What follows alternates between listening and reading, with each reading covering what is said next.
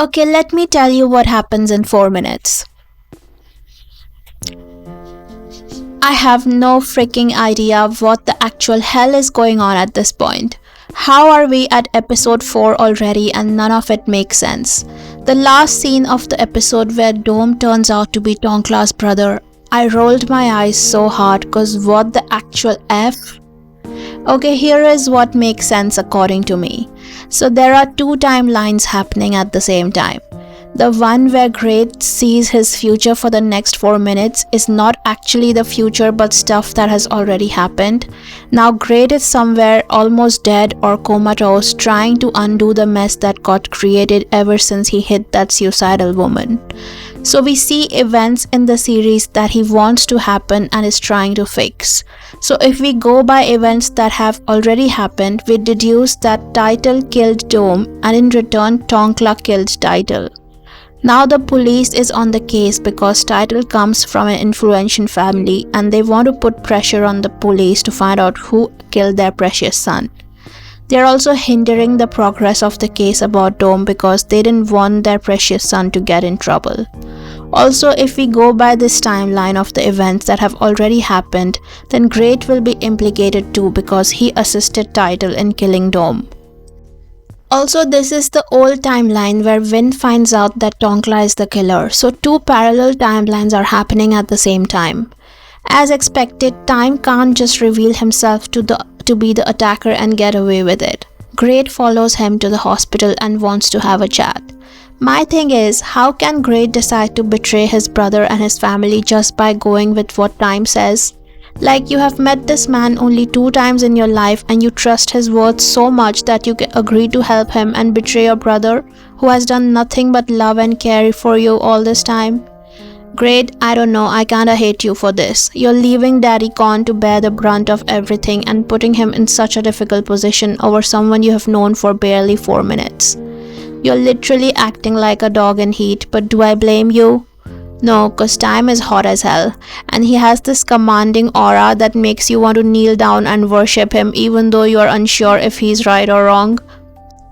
Now Tonkla has arranged a funeral for his brother Dome, which means this is the older timeline, the one which has already happened, which means Tonkla has already killed Title. So Vin approaches Tonkla here knowing that he has killed Title. This man is consumed with his infatuation for Tonkla. He's so possessed that he doesn't even care about the case anymore, which makes me doubt his intentions towards Tonkla, the case and life in general. Like, he's definitely not what he claims to be. He's not at all innocent and puppy-eyed. He's addicted to having Tonkla. The way he so subtly manipulates Tonkla into taking him in, he's shady. Shady as hell. Or do I have it all wrong and Tonkla hasn't killed Dome's killer yet? In that case, Vin really does care for Tonkla. Oh, I'm so confused, I need a drink. This scene, so much happened in this scene, but all everyone will ever remember about this scene is how big Vin's lollipop was and how it was just there being the elephant in the room. No one will remember what even occurred in this scene, how the story progressed, because Vin and his drumstick commanded this scene. Why? I cannot unsee what I saw. Anyway, Daddy Korn finally makes an appearance after ignoring his baby Tonkla for weeks. On a serious note, we needed to see the scene to understand the dynamic between Korn and Tonkla. It's not as superficial as we initially thought it was. Korn genuinely cares for Tonkla and Tonkla is deeply hurt by Korn's absence. Korn himself is going through so much in such a short time span that I'm not even sure if I fully blame him for ignoring Tonkla. All I know is that their feelings are real and both of them are going through a hard time right now, and I pray and wish that they somehow manage to sail these rough waters. Korn is just so handsome in every single scene. I'm getting more and more obsessed with him as the series goes on. At this point, he is the main character of the show. The way he commands the screen with his softness and his charisma is just so insane to me. And the way he commandingly says, "You dare kick me out, huh?" Oh, I melted on the floor. Now let me tell you why Vin and his big lollipop are shady as hell. He just witnessed Tonkla and his boyfriend Korn having a fight, and he saw Tonkla being so sad and hurt by Korn. But instead of talking about it and taking a step back like every sensible person would, he feeds his raw lollipop to Tonkla, which clearly shows that he's only interested in taking him to bed. He keeps ignoring all these red flags flashing right in front of him just so he can have Tonkla sit on him. Nah, this is not right. Poor Tonkla is having a hard time, and the only way he can cope is by doing the deed, and Vin is just happily waving his ding-dong in front of him with no thought or care in the world.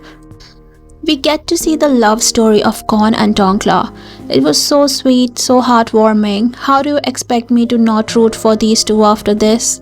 They're just so made for each other. I also like the little details in this show, like how Tonkla's mouth is bruised here, which shows that he's being abused at home by his alcoholic dad. And Korn saves him. He helps him escape and supports his brother Dome and him, gifts them a home.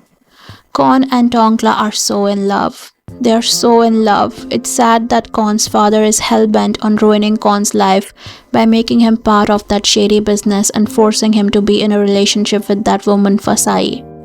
They're so sweet together. I literally want a whole side story just focusing on their relationship and how they got together and fell in love. I need a spin-off or I will literally... Korn's body is insane. His face cut is insane. The way he grabs Tonkla's mouth and kisses him is insane. Everything about him is insane. So this woman said that when she almost died, she saw 4 minutes into the future and went to a place in her mind where someone else was also there. That someone was Great.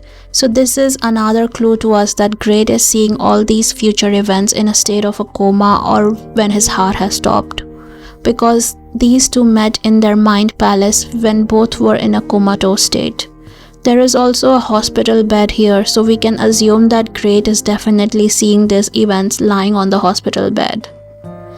Never in a billion years did I think that I would end up disliking Great's character a little bit. Like, why would you betray your brother over someone you have known for literally 2 days? But I gotta say, I'm impressed with his technique of finding the whereabouts of that woman. So Great goes to his father's old garage to rescue Nan, wearing a bright white top. Not the brightest bulb in the room, is he? So probably in the previous timeline, Nan ends up dying, but in this timeline, Great saves her. The moments between Great and Time here were so sweet and unexpected. I for real did not think that Time would be so shy and flustered around Great. I will be honest, I think I built up their romantic scenes too much in my head, so what I got was a bit underwhelming. If you compare the intensity and just natural attraction between Tonkla Korn or Tonkla Vin, the scenes between Great and Time were a bit understated. And I'm not sure it suited them considering the fact that the two of them were super attracted to each other since the beginning. Like, the kisses could have been more intense, more fervent, more passionate, but they were a bit restrained, a bit awkward. I mean, the whole scene wasn't bad, but definitely not what I had anticipated. I'm excited to watch more though. I hope they get more intense and passionate as they keep getting to know each other better. But I have to say that Tonkla is the star of the show. I don't know whether they intended him to steal the spotlight from pretty much everyone in the show, but he just outshines every single one of these characters by several miles. And I'm not saying this because of the NC scenes. Even without that, the emotions he shows, his backstory, the longingness yet disappointment in his eyes when he meets Korn again, the way he clearly shows viewers how he's just using Vin to cope. Faiz is an absolute star in the making, and I'm afraid he has stolen the shine from all the other actors.